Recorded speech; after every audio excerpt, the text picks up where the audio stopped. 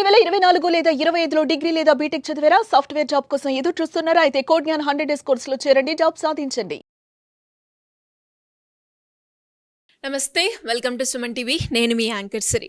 August మాస ఫలాలు ఏ విధంగా ఉండబోతున్నాయి అండ్ అలాగే ద్వాదశ రాశుల వారి యొక్క గ్రహ సంచారం ఎలా ఉంటుంది, ఎలాంటి పరిస్థితుల్లో జాగ్రత్తలు పాటించాలి, వీటన్నిటి గురించి ఈ రోజు మనకి క్లియర్గా ఇన్ఫర్మేషన్ ఇవ్వడానికి వేదిక ఆస్ట్రాలజర్ ఉమా గారు ఉన్నారు. అడిగి తెలుసుకుందాం. నమస్కారం ఉమా గారు. నమస్తే అమ్మా. ద్వాదశ రాశుల వారి యొక్క గ్రహ సంచారం ఏ విధంగా ఉండబోతుంది, ఈ ఆగస్టు మాసంలో ఎలాంటి పరిస్థితుల్లో జాగ్రత్త పాటించాల్సిన అవసరం ఉందంటారు ఉమా గారు? తప్పకుండా అండి.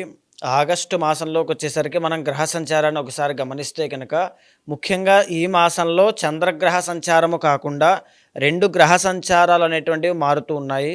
రవి శుక్రగ్రహ సంచారాలు వాటి యొక్క సంచారాన్ని ట్రాన్సిట్ అనేటువంటి జరగబోతుందండి. రవి ఆగస్టు 17వ తారీఖున కర్కాటక రాశి నుంచి సింహరాశిలోకి జన్మ స్వరాశిలోకి వెళ్ళడం అనేటువంటి జరుగుతోంది.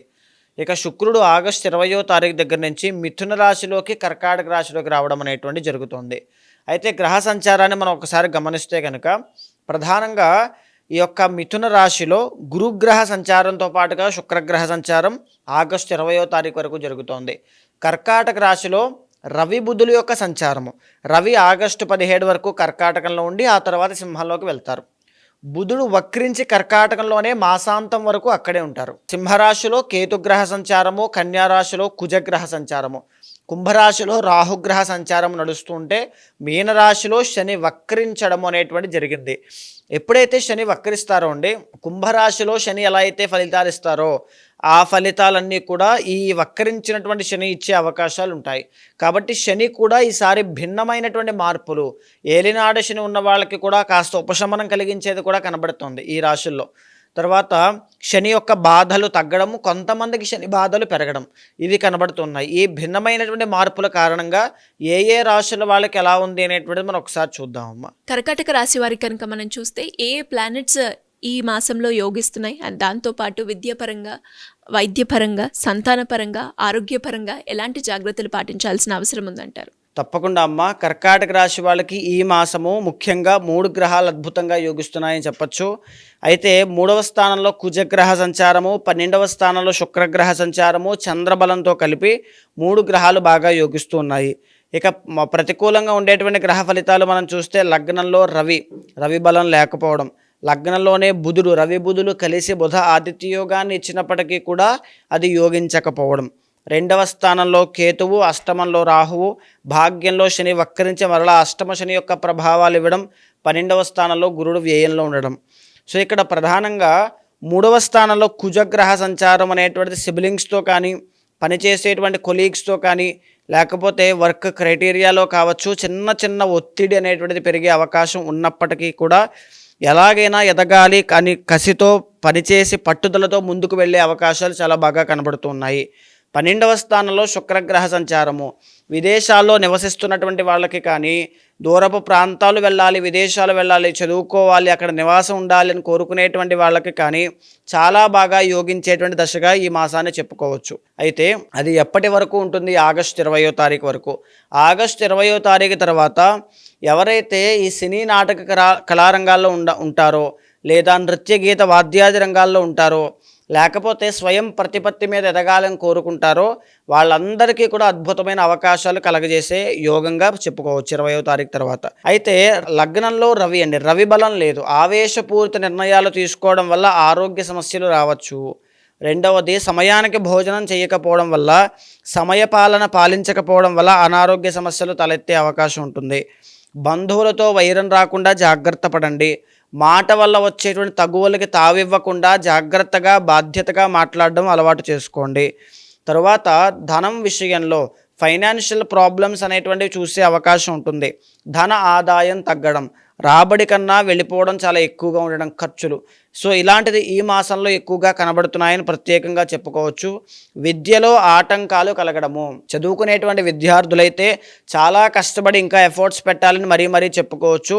ఎందుకంటే కేతు 2వ స్థానంలో ఉండడం వల్ల సరైనటువంటి కాన్సన్ట్రేషన్ లేకపోవడం, కాన్సన్ట్రేషన్ మిస్ అవ్వడం, లేకపోతే ఇంతకుముందు బ్రహ్మాండంగా చదివేటువంటి విద్యార్థులు కూడా, పిల్లలు కూడా ఇక్కడ కాస్త ఈ యొక్క జలసాలకి లేకపోతే వాటికి సరదాలకి అలవాటు పడడం, విద్య మీద ఫోకస్ చేయలేకపోవడం ఇలాంటివి కనబడుతున్నాయి.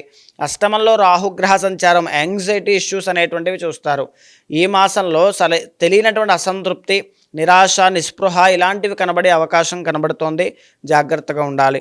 భాగ్యంలో శని వక్రించి ఉండడం వల్ల అష్టమ శని యాక్టివేట్ అవుతోంది. ఇక్కడ మీకు అష్టమంలో రాహు ఉన్నారు. శని యొక్క ప్రభావం కూడా రాహు మీద అంటే ఈ యొక్క అష్టమ స్థానం మీద పడుతోంది. కాబట్టి ఈ మాసంలో మీకు ఏదైనా ఆరోగ్య సమస్య వస్తే అది తగ్గదు.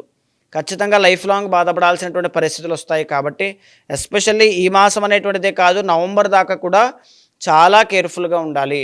అండ్ రెండవది ఏంటి అంటే వాహన ప్రమాదాల విషయంలో కేర్ఫుల్గా ఉండండి. చిన్న చిన్న గాయాలు అయ్యేటువంటి అవకాశం చాలా ఎక్కువగా కనబడుతుంది. తరువాత రుణ బాధలు, అప్పుల బాధ, అంటే జీవితంలో సడన్ చేంజెస్ అనేటువంటి ఎక్కువగా వచ్చే అవకాశం ఉంటుంది. బికాజ్ అష్టమ స్థానం యాక్టివేషన్లో ఉంది కాబట్టి ఈరోజు బాగానే ఉంటుంది, రేపు ఏదైనా సడన్గా ఒక ఆపద ప్రమాదం ముంచుకు రావడం, మరలా ఎల్లుండి బాగానే ఉంటుంది. ఇలాగా తెలియనటువంటి ఆకస్మిక మార్పులకి గురయ్యే అవకాశం కనబడుతోంది అని చెప్పచ్చు. 12వ స్థానంలో గురుగ్రహ సంచారం నడుస్తోంది. ధన వ్యయం, విపరీతంగా డబ్బులు ఖర్చు అవుతాయి. ఏదైనా శుభకార్యానికి, ఇంట్లో మంచి కార్యానికైనా దేనికైనప్పటికీ కూడా డబ్బులు నిలబడకపోవడం, అసలు విపరీతంగా వస్తువులు కొనుగోలు చేసినా, లేకపోతే శుభకార్యాలు ఖర్చు పెట్టినా, దేవుడికి ఖర్చు పెట్టినా, దాన ధర్మాలు చేసినా డబ్బులు ఖర్చు అయిపోతాయండి. అయితే ఓవరాల్గా కర్కాటక రాశి వాళ్ళు ఈ మాసం జాగ్రత్తగా ఉండాలి. మిశ్రమ ఫలితాలు కనబడుతున్నాయని మరీ చెప్పచ్చు.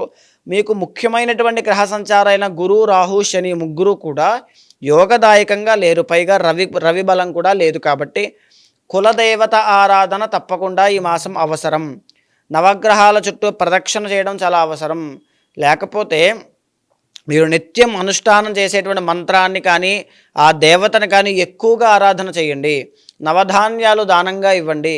తర్వాత ఏదైనా ఒక ఆదివారం రోజున ఒక 5గురికి అన్నదానం చేయండి. దీని మూలాన గ్రహ ఫలితాలు మంచిగా శుభ పరిణామాలుగా కనిపించే అవకాశం కనబడుతోంది. నవగ్రహాలన్నీ మీ ఆధీనంలో ఉండాలి అంటే శివ ఆరాధన తప్పకుండా ఆచరించాలి. ప్రతిరోజు కూడా అంటే మీరు ఏదైనా ముఖ్యమైన నిర్ణయాలు ఏదైనా తీసుకోవాలి అనుకుంటే మాత్రము పర్సనల్ చార్ట్, మీ జన్మ జాతకం ఒకటి ఉంటుంది. డేట్ ఆఫ్ బర్త్ కానీ, ప్లేస్ ఆఫ్ బర్త్ కానీ, టైమ్ ఆఫ్ బర్త్ కానీ, దాన్ని బట్టి నిర్ణయించబడి ఒకటి వస్తుంది. మన కర్మ యొక్క స్వకర్మ యొక్క ఆధారితంగానే అది కనబడుతూ ఉంటుంది.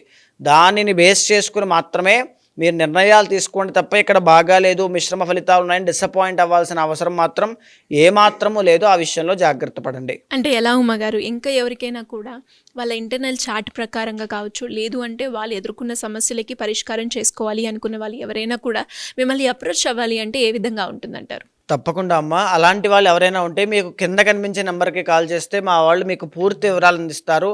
ఇక్కడ గోచారము అనేటువంటిది 40% ఒక మానవ జీవితం మీద పడితే, పర్సనల్ చార్ట్ అనేటువంటిది 60% మానవ జీవితం మీద ప్రభావితం అవుతుంది.